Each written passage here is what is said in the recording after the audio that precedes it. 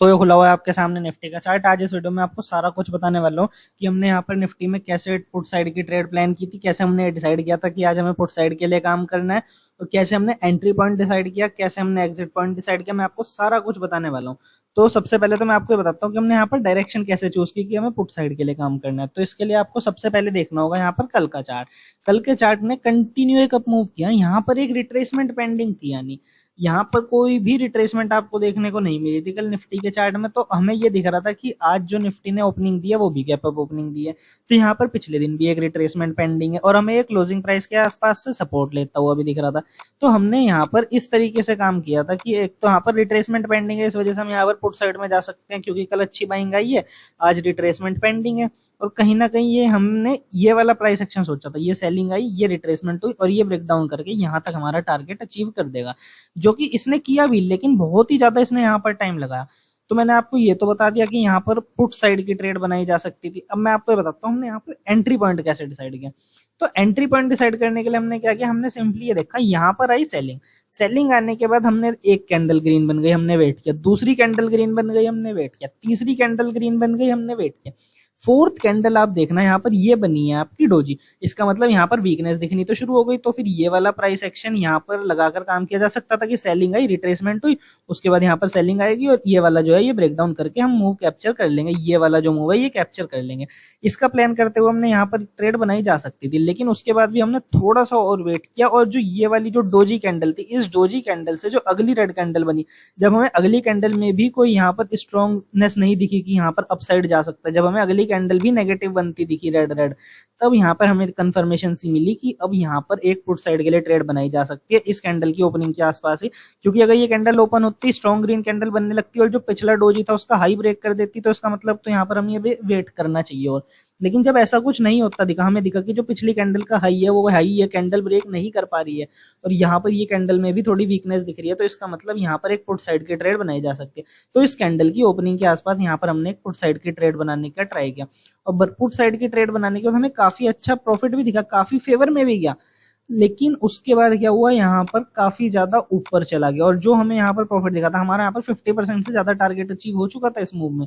लेकिन उसके बाद जो यहाँ पर मूव आया ये, और इसने जो हमारा एंट्री पॉइंट था ये उससे भी ऊपर चला गया, यहाँ पर हमारी पोजीशन लॉस में भी चली गई थी और उसके बाद फिर से यहाँ पर थोड़ा नीचे आया, फिर से थोड़ा ऊपर गया, लेकिन जो प्रीवियस स्विंग हाई था वो उसको ये ब्रेक नहीं कर पाया। इसका मतलब वीकनेस अभी भी थी, बट इसने थोड़ा बहुत ये मूव एक्स्ट्रा ही कर दिया था, जो मूव यहाँ पर हमें एक्सपेक्ट नहीं किया था। हमने ये वाला मूव एक्सपेक्ट नहीं किया था, अगर हमने ये वाला मूव भी एक्सपेक्टेड होता तो फिर हम यहीं पर एंट्री बना लेते, लेकिन हमें ये वाला मूव एक्सपेक्टेड नहीं था, इसलिए हमने यहीं पर एंट्री बनाने का प्लान था हमारा और यहीं पर हमने एंट्री बना ली रिट्रेसमेंट के साथ। और जो हमारा टारगेट था वो यहाँ कहीं पर था, जो कि इसने फिर फेवर में आया, फिर उसके बाद ऊपर, फिर थोड़ा होल्ड किया, फिर थोड़ा ऊपर जाके, फिर नीचे, फिर थोड़ा ऊपर जाके, मतलब काफी ज्यादा तंग करने के बाद यहाँ पर हमारा टारगेट दिखा और हमारा जो टारगेट था वो यहाँ पर अचीव हो गया। अब मैं आपको बताता हूँ हमने यहाँ पर टारगेट कैसे चूज किया था। वैसे तो हमारा जो मूव एक्सपेक्टेड था वो था कहीं ना कहीं ये वाला लेवल, देखो मैं आपको दिखाता हूँ, यहाँ कहीं से पिछली बार प्राइस ने बाउंस बैक किया था, मतलब पहले प्राइस ऊपर जा रहा था, थोड़ा नीचे और इस लेवल के आसपास से दोबारा अपसाइड जाना शुरू करा। तो ये वाला लेवल हमारे लिए मेन था क्योंकि इस लेवल से पिछली बार भी प्राइस अपसाइड गया था, तो इस लेवल के आसपास आने की प्रोबेबिलिटी थी निफ्टी की, जो कि आया भी एग्जैक्ट इस लेवल तक। बट हमने इतना टारगेट नहीं रखा, हो सकता था वो इतना ज्यादा ना आए क्योंकि क्लोजिंग प्राइस का ऑलरेडी ब्रेकडाउन हमें कैप्चर कर लिया था। अगर हमारा यहाँ तक का टारगेट अचीव हो रहा है तो इसका मतलब कहीं ना कहीं हमने क्लोजिंग प्राइस का ब्रेकडाउन तो कैप्चर कर लिया। तो एक लेवल का ब्रेकडाउन होने के बाद हम इतना ज्यादा टारगेट रखे, वो मेरे को थोड़ा सुटेबल लग नहीं रहा था, वो अलग बात है, यहाँ तक आ गया। बट अगर मेरे को उससे पहले ही अच्छा टारगेट दिख रहा है तो मैं वहीं पर एग्जिट करना ज्यादा सही समझूंगा ना।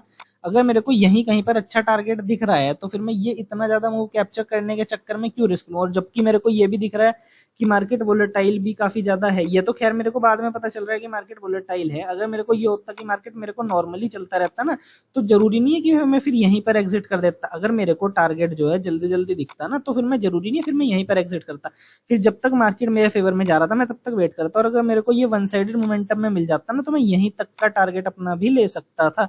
लेकिन मैंने यहाँ पर यहाँ तक का टारगेट इसलिए नहीं लिया क्योंकि एक तो इसने पहले ही बहुत ज्यादा परेशान किया और मैंने टारगेट पहले ही यहीं तक डिसाइड किया था क्योंकि ऑलरेडी एक लेवल का ब्रेकडाउन आ रहा था बीच में, एक लेवल बीच में आ रहा था जो कि कहीं ना कहीं परेशान कर सकता था, जो कि इसने किया भी है।